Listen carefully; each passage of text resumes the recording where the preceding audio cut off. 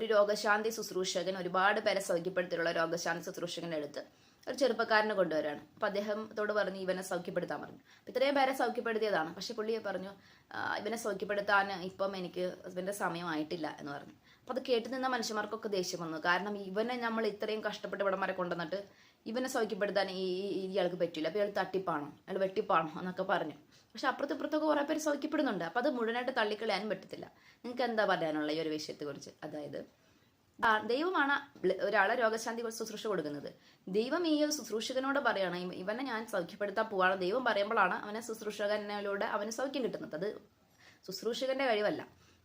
പിന്നെ ഒരാൾക്ക് രോഗാവസ്ഥ എപ്പം മോചനം ലഭിക്കണം എന്നുള്ളത് 40 വർഷം ബെത്സദയിൽ കാത്തിരുന്നിട്ടാണ് അദ്ദേഹത്തിന് അത് കിട്ടിയത്. ഈ 40 വർഷത്തെ കാത്തിരിപ്പിനുള്ളിൽ ചിലപ്പം ഒരുപാട് കാര്യങ്ങൾ അയാളുടെ ജീവിതത്തിൽ സംഭവിച്ചിട്ടുണ്ടായിരിക്കും.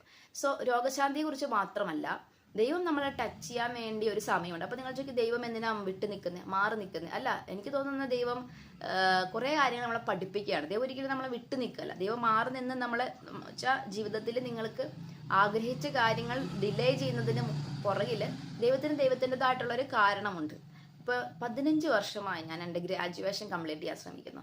ഒരു അധ്യാപിക എന്ന നിലയിൽ എനിക്ക് അതിൻ്റെതായിട്ട് കോഴ്സുകളും കാര്യങ്ങളൊക്കെ ഞാൻ പഠിച്ചിട്ടുണ്ടെങ്കിലും എൻ്റെ പഠനം കംപ്ലീറ്റ് ചെയ്യാൻ എനിക്ക് പറ്റുന്നേ ഇല്ല. 15 ഇയേഴ്സ് ഞാൻ ഒരു കാര്യത്തിന് വേണ്ടി സ്ട്രഗിൾ ചെയ്യാണ്. ഞാൻ എൻ്റെ ഏർലി മാരേജ് തന്നെ പഠിക്കണം എന്നുള്ള ആഗ്രഹം കൊണ്ട് നടത്തിയിട്ടുള്ള ഒരു സാഹസികതയാണ്. പക്ഷേ ഈ 15 വർഷത്തിനുള്ളിൽ ഞാൻ നിരവധിയായ മറ്റു കോഴ്സുകൾ ചെയ്തു. പലതരം സർട്ടിഫിക്കറ്റുകൾ എൻ്റെ കയ്യിലുണ്ട്. ഞാൻ 2 ടീച്ചിങ് കോഴ്സുകൾ ചെയ്തു, സൈക്കോളജിക്കൽ കോഴ്സുകൾ നിരവധി ചെയ്തു. പക്ഷേ എൻ്റെ ഗ്രാജുവേഷൻ ഇതുവരെയും കംപ്ലീറ്റ് ആയിട്ടില്ല. എനിക്കത് കംപ്ലീറ്റ് ആക്കാൻ പറ്റുമെന്ന് അറിയത്തുമില്ല. 15 വർഷമായി ഞാൻ. പക്ഷെ പല തടസ്സങ്ങളായിരുന്നു. പിന്നെ തുടങ്ങും, പിന്നെ അവസാനിക്കും. ഒരുപാട് തടസ്സങ്ങളായിരുന്നു. പക്ഷേ ഈ 15 വർഷത്തിനിടയിൽ ഞാൻ ഒരുപാട് മറ്റു കാര്യങ്ങൾ പഠിച്ചു. ഞാൻ ഒരുപാട് പല കാര്യങ്ങൾ പഠിച്ചു. അതുകൊണ്ട് എനിക്ക് എൻ്റെ അറിവിൻ്റെ കാര്യത്തിൽ എനിക്ക് കുറവുണ്ടെന്ന് പറയാനായിട്ട് സാധിക്കത്തില്ല. പക്ഷെ എൻ്റെ കയ്യിൽ ഒരു സർട്ടിഫിക്കറ്റ് ഇല്ല എന്നുള്ളത് സത്യമാണ്. ഇതുമായി ബന്ധപ്പെട്ട ഒരു സർട്ടിഫിക്കറ്റ് ഇല്ല, പക്ഷെ മറ്റൊരുപാട് സർട്ടിഫിക്കറ്റുകളുണ്ട്.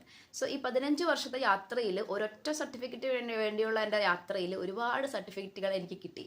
എനിക്ക് എങ്ങനെയാണ് ഇപ്പോൾ ജീവിച്ചു പോകാം എന്നുള്ള നിലയിൽ ഞാൻ എത്തിയിട്ടുണ്ട്, ഈ ഒരു സർട്ടിഫിക്കറ്റ് കിട്ടിയാലും കിട്ടിയില്ലെങ്കിലും. അപ്പോൾ ദൈവത്തിൻ്റെ ഇഷ്ടമാണ് അതൊക്കെ. ദൈവം ഡിലേ ചെയ്യുന്നതിന് പുറകിൽ എന്തെങ്കിലും ഒരു കാരണം ഉണ്ടായിരിക്കും.